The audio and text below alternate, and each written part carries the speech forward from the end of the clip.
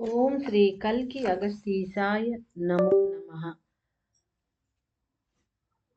Day 55।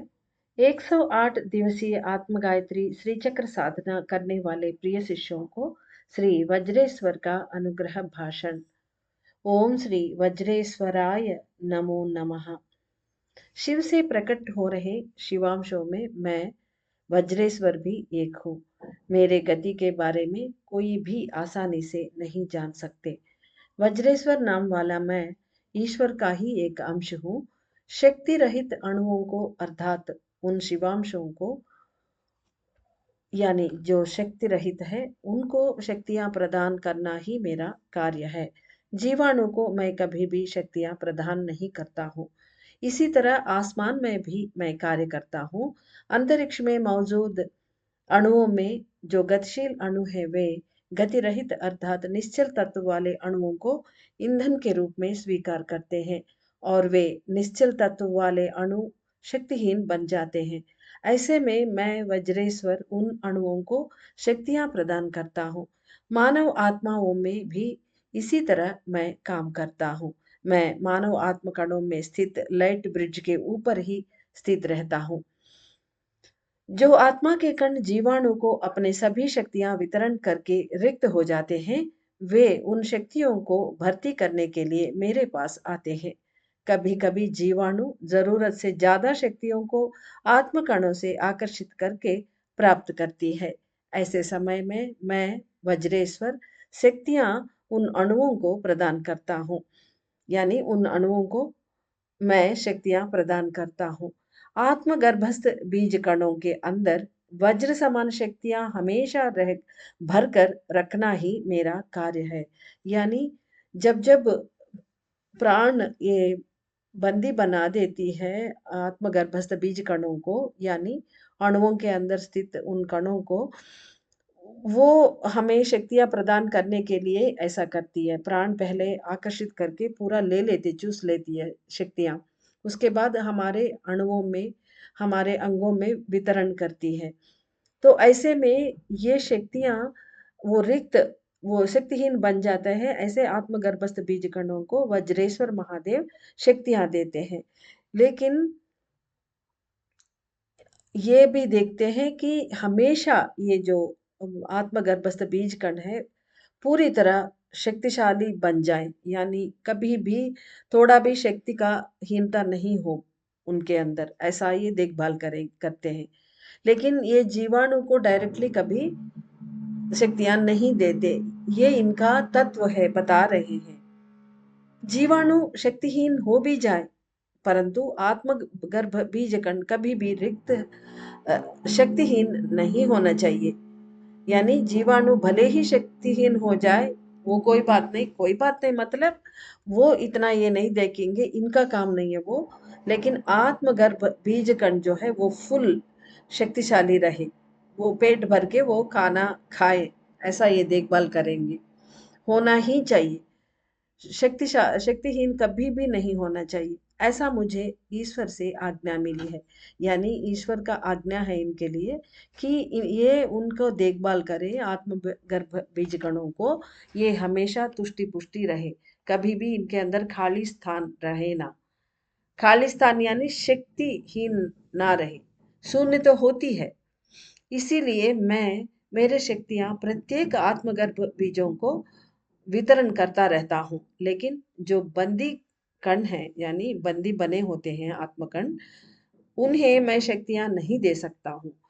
वो हमें इसलिए समझना चाहिए कि वो क्यों नहीं देते। ये जो ट्रैप्ड सोल पार्टिकल्स है, इनको इसलिए नहीं देते कि ताकि प्राण शक्ति उनको शक्तियां चूसने के लिए ही वो बंदी बनाती है, ताकि शरीर को वो प्रदान कर पाए। इसीलिए वो लेती है, इसलिए ये उनको नहीं देते। जो ट्रैप्ड सोल पार्टिकल्स है, बंदी कण है, उनको नहीं देंगे। मुक्त हुए कणों को और बंदी बने बिना गति कर रहे कणों को ही मैं शक्तियां प्रदान करता हूँ। जो खाली नॉर्मल आत्म कण है उनको दे देंगे ये, और रिलीज हो जाते हैं, मुक्त होने के बाद रिलीज हो जाते हैं ना, बिल्कुल खाली बन के पूरा शक्तियां खोकर बाहर आ जाते हैं। जो रिलीज सोल पार्टिकल्स है उनको दे देंगे ये। लेकिन जब तक वो बंदी है तब नहीं देंगे। यही मेरा कार्य है।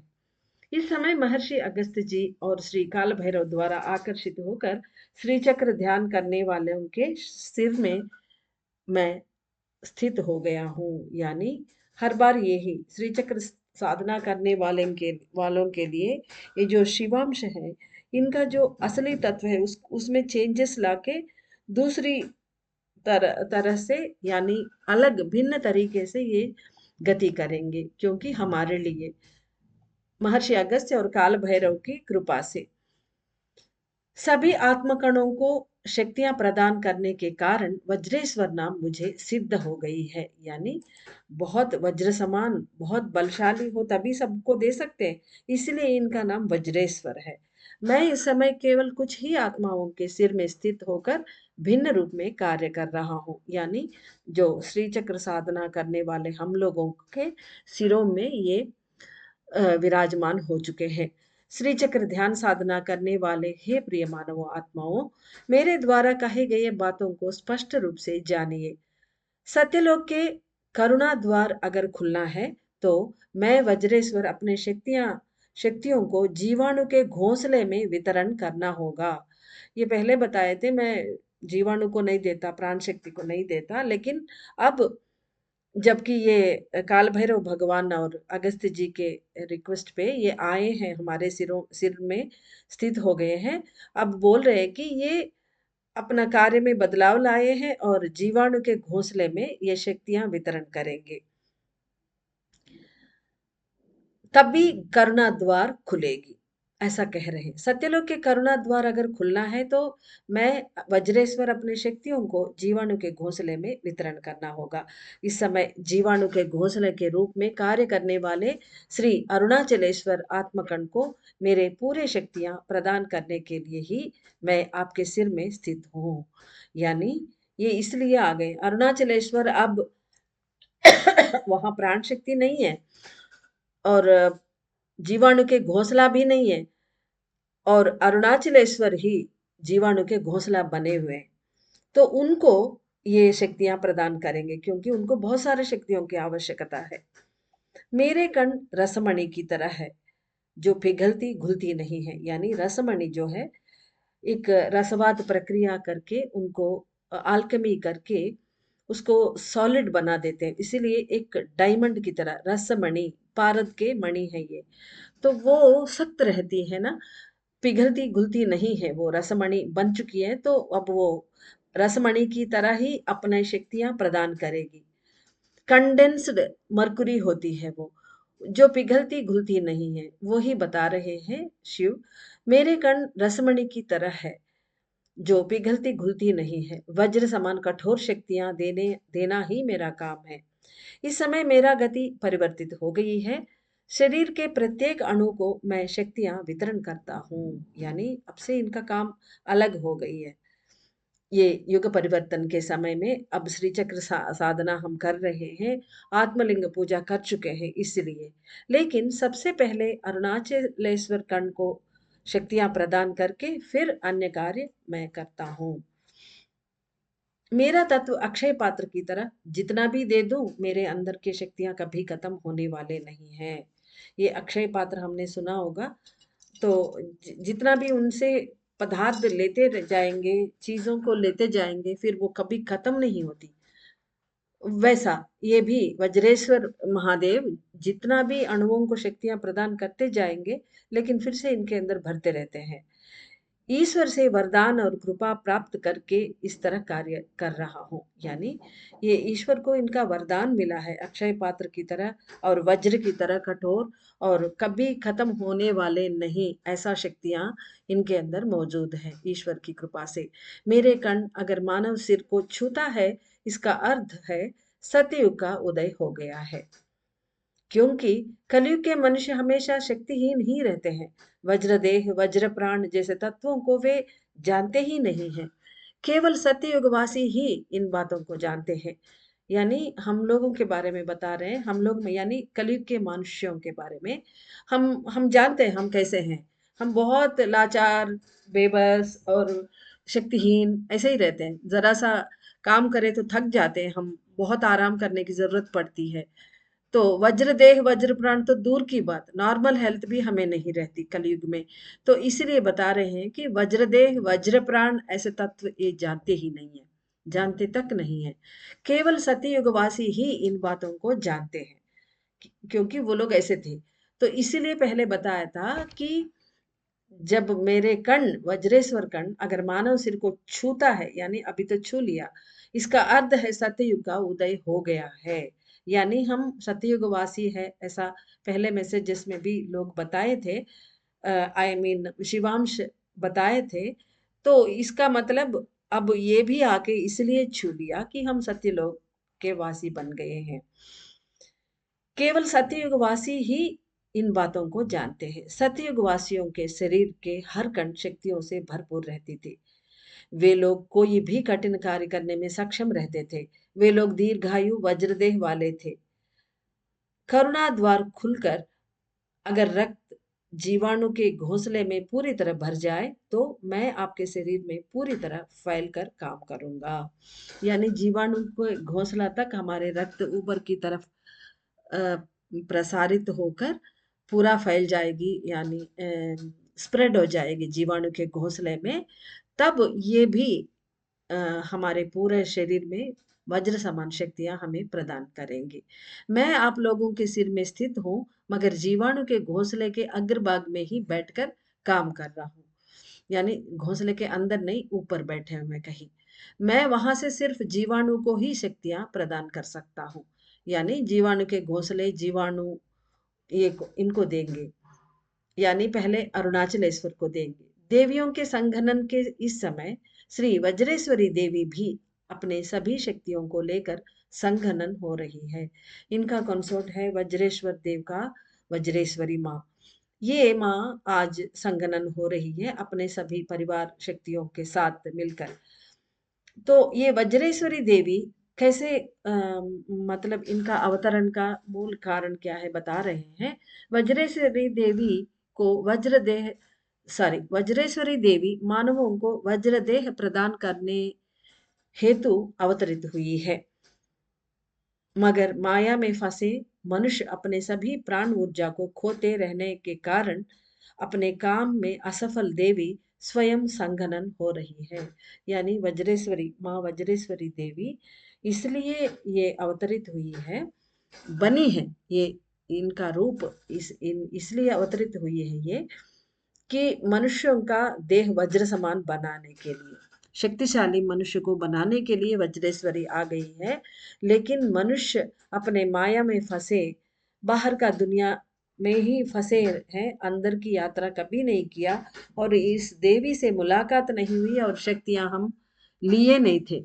और सब सब अपने प्राण शक्ति खर्च करते गए हम लोग और करते जा रहे हैं। इसलिए ये देवी असफल हुई है। अब और कोई रास्ता नहीं, ये स्वयं संघनन हो रही है। ये अपने काम में असफल हमारे वजह से हो गई है। सतयुग के मनुष्यों के सृष्टि के अनुरूप ही मैं भी अपने गति को प्रारंभ किया हूँ। यानी अभी कितने मनुष्यों का सृष्टि हो रहा है सतयुग में, उसके अनुरूप ये भी अपना काम करेंगे। उन उन लोगों को ये शक्तियां प्रदान करेंगे। जो लोग आत्मलिंगों को पूजा करके फिर श्री चक्र ध्यान साधना कर रहे हैं, वे ही लोग प्रेम द्वार पार करके करुणा द्वार की ओर जा सकेंगे। आप लोगों के भौतिक जीवन पूरी तरह बदल जाना चाहिए। यानी अब हमने आत्मलिंग पूजा की और श्री चक्र ध्यान साधना भी कर रहे हैं। उसके बाद सभी शिव के शक्तियां हमारे अंदर आ रहे हैं। कोई रक्त में मिल रहे हैं, कोई लाइट ब्रिज में से शक्तियां दे रहे हैं, कोई जीवाणु के घोंसले से। सभी अपने अपने तत्व को परिवर्तित करके हमारे लिए काम कर रहे हैं, काल भैरव भगवान और अगस्त जी की वजह से। तो इस ऐसे ऐसे में हम लोगों को क्या करना चाहिए ये बता रहे हैं। Excuse me.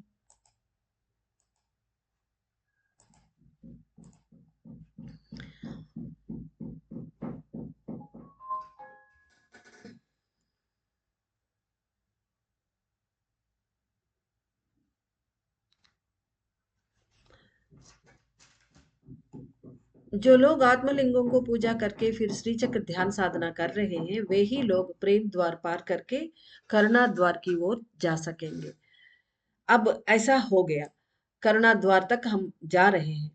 आप अब हमें क्या करना चाहिए बता रहे हैं, और हमारे अंदर कैसे चेंजेस होते हैं वो भी बता रहे हैं।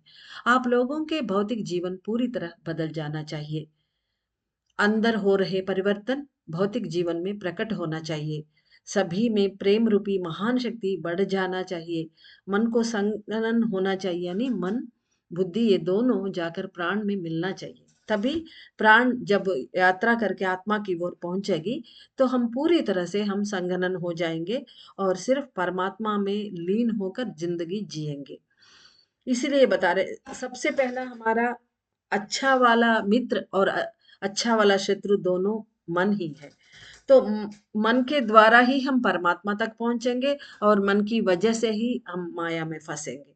इसलिए बोल रहे हैं कि मन को संघनन होना चाहिए, इच्छा बंधन रहित स्थिति उत्पन्न होकर ऐसा स्वभाव आना चाहिए कि ईश्वर ही सब कुछ है। ऐसा भावना हमारे अंदर पैदा होना चाहिए। सिर्फ ऐसा ही लोगों के लिए करुणा द्वार खुलेगी, यानी हम जा तो रहे करुणा के द्वार की तरह, लेकिन हमें ये यानी एक लेसन बता रहे हैं, टीच कर रहे हैं कि आप लोग ऐसा ऐसा रहो, ऐसे ऐसा रहो, हमें उपदेश दे रहे हैं। तभी आप लोग करुणा द्वार खोल सकते हो, इसलिए ऐसे ऐसे जिंदगी बिताओ करके बता रहे हैं। जीवाणु के घोंसले के चारों तरफ निर्माण हुई पारद के परिखा जब नष्ट हो जाएगी, तभी जीवाणु का घोंसला रक्त को स्वीकार कर पाती है। यानी ये रक्त ऊपर की तरफ प्रसारित होना है बताया था, और अगर रक्त ऊपर आ भी गए, लेकिन बीच में जीवाणु के चारों तरफ राउंड अप करके एक सर्किल के आकार में एक परिखा है। पहले भी कई मैसेजेस में हमने सुना है, वो परिखा को पार करके ही हम जीवाणु तक पहुंच सकते हैं, बीच में जहां अभी यज्ञ हो रहा है। और वहां जाने के लिए रक्त को हमारे सिर में ये परिखा में अगर पार करेगी कि तो परिखा के अंदर पूरा रक्त चली जाएगी, इसलिए वो परिखा नष्ट होना चाहिए, वो डिमोलिश हो जाना चाहिए। तो इसलिए बता रहे हैं कि घोंसले के जीवाणु के घोंसले के चारों तरफ निर्माण हुई पारद के फरिका जब नष्ट हो जाएगी, तभी जीवाणु का घोंसला रक्त को स्वीकार कर पाती है। इसी को करुणा द्वार मान सकते हो। यानी पहले बताए थे, पहले पहले मैसेजेस में, यानी शायद कल का 54th डे के मैसेज में या 53rd में बताया था कि कपाल द्वार के पास शिवलोक है, वहां पर ही करुणा द्वार है। अब ये बता रहे हैं कि ये ऑलमोस्ट करुणा द्वार है, यानी उसी आसपास के हैं ये भी जीवाणु का घोंसला। इसी को करुणा द्वार मान सकते हो। जब रक्त जीवाणु के घोंसले को स्पर्श करेगा, तब वह मनुष्य दैवी आत्मा बन जाएगा। यानी जीवाणु के घोंसले में हमारा रक्त इतना ऊपर अगर पतला होकर चलेगी, टच करेगी, उसके बाद तो कोई उनका रोक टोक नहीं है, कपाल द्वार तक भी जा सकती है और शिवलोक पहुंच जाएगी। अब पूरी तरह करुणा का द्वार हम खोल सकते हैं। तो हम में से हर एक ये प्रयास करना चाहिए, जैसे जैसे शिवांश हमें टीचिंग्स दे रहे हैं उनके अनुरूप हमें प्रयास करके ध्यान साधना करना चाहिए। तब वो मनुष्य दैवीय आत्मा बन जाएगा, उस मनुष्य में दैवीय तत्व अधिक हो जाएगा, यानी वो दैवीय तत्व वाला बन जाएगा। भौतिक और आंतरिक रूप से प्रकाश से भरा हुआ जीवन बन जाएगा, यानी हमारा जीवन अंदर भी बाहर भी प्रकाशवान बनेगा। शरीर के भीतर का अंधेरा मिट जाएगा और कांति का प्रवाह होगा। देह वज्र समान बन जाएगी। किसी के आंखों में आंखें चमक रहे हैं अगर, और उनके देह वज्र समान सख्त और मजबूती से प्रकाशित कर रही है, तो मेरे शक्तियों का आपको आभास होगा। यानी वज्रेश्वर देव का आभास तभी होगा तब होगा जब एक व्यक्ति को अगर हम वज्र समान देह है और उनके आंखें चमकीला है, ऐसे प्रकाशवान बने हुए वो देह और पूरा आंखें सारा चमक रही है, तो हमें ये समझना चाहिए कि इनको वज्रेश्वर महादेव का शक्तियाँ प्राप्त हुई है, और उनके शक्तियों को भी हम महसूस कर सकते हैं। श्री वज्रेश्वर नामक आत्मकंड आपके शरीर पर उच्चतम शक्तियों को बरसाने का महान कार्य अगर करना है, तो आप सभी शरणागत होकर सत्य को समझते हुए व्यवहार करना होगा। 108 दिनों की आत्म गायत्री साधना पूर्ण हो जाने के बाद भी जब तक आप जीवित हैं, तब तक आपको महान ध्यान साधनाएं करते ही रहना चाहिए। असीमित शक्तियों से दैवीय कार्यों को करना होगा। यानी हमें पहले असीमित शक्तियों को प्राप्त करना है। यानी ध्यान साधना करके, इनर ट्रैवल करके, अंतर्मुख होकर हर एक शिवांश जो बरसा रही है शक्तियां, उनको पहले लेने की सुपात्र बनना चाहिए पहले, तभी होगा। हर दिन थोड़े लंबे समय तक, यानी कई घंटियों तक, यानी कई 24 मिनट्स, यानी कुछ कई मिनट्स तक हमें थोड़े लंबे समय तक एकांत में बैठकर ध्यान साधना करना होगा और अपने आप को जानना होगा, यानी स्वयं को जानना होगा। आपके अंदर के टॉक्सिन्स, यानी अशुद्धियां, टॉक्सिन्स को नष्ट करना होगा। समझकर कार्य करेंगे तो सत्य बाहर प्रकट होगी, करुणा बढ़ेगी, परमात्मा के साथ एकीकार होकर जी सकते हो।